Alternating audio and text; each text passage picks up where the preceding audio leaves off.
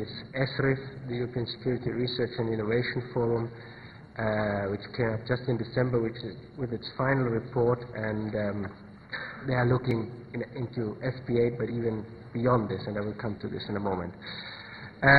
In terms of budget, it's not huge compared to other themes in the framework program, but it's not small either. It's 1.4 billion euros, which is not bad considering that the preparatory action was just 50 million euros in total over 3 years. Okay, what are the themes? You probably all know this. We have got, let's say, we call them security missions. We have got 4: security of citizens, which is all about organized crime, anti-terrorism, and so forth.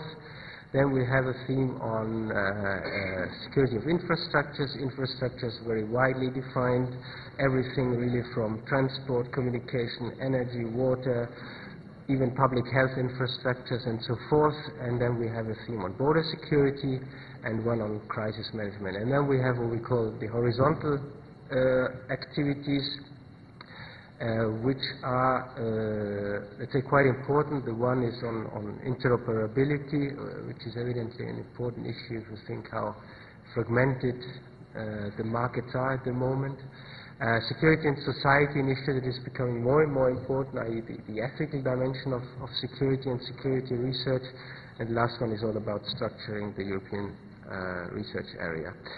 This you don't need to really absolutely need to read everything on the slide, but it's just to show you that within each of these mission areas you have got a number of sub-boxes with all the issues we try to address. Now, in terms of milestones, what we have done so far, and then I promise I will look into the future. We had 3 calls so far.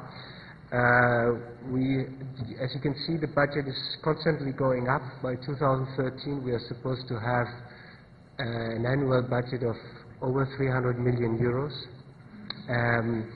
So far, we have around 800 entities involved in nearly 100 projects. So we are now really gathering quite a lot of experience in this area.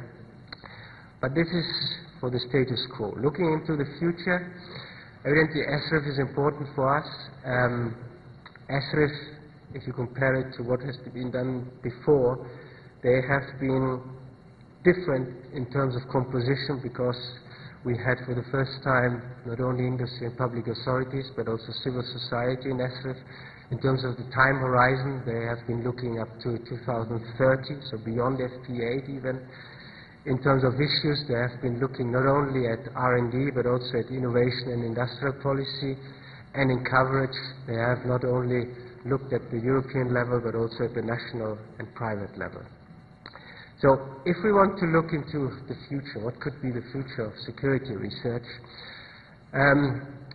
As a good civil servant, it's difficult for me to speculate on my own, I have tried to use official statements as far as possible.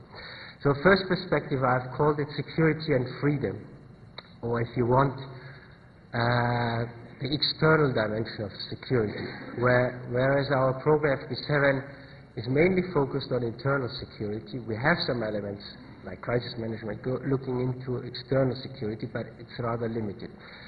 So on the one hand, if you look at this, you have a declaration of the Foreign Affairs Council from December 2008, where it said that Commission and EDA, they should work more together with regard to civilian and defense technologies and seek synergies, and we're starting to work with the EDA on this in something called the European Framework Cooperation, and we are currently, let's say, choosing subjects for cooperation.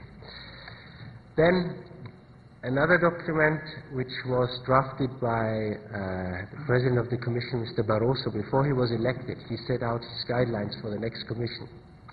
It was only binding himself, this document, but evidently you can see now that what he said in this document, the Commission is transforming this into its political priorities. And in the political guidelines, it clearly says that we are a powerful piece, and we need to link security and development, and we can and must do more on peacekeeping and peace building.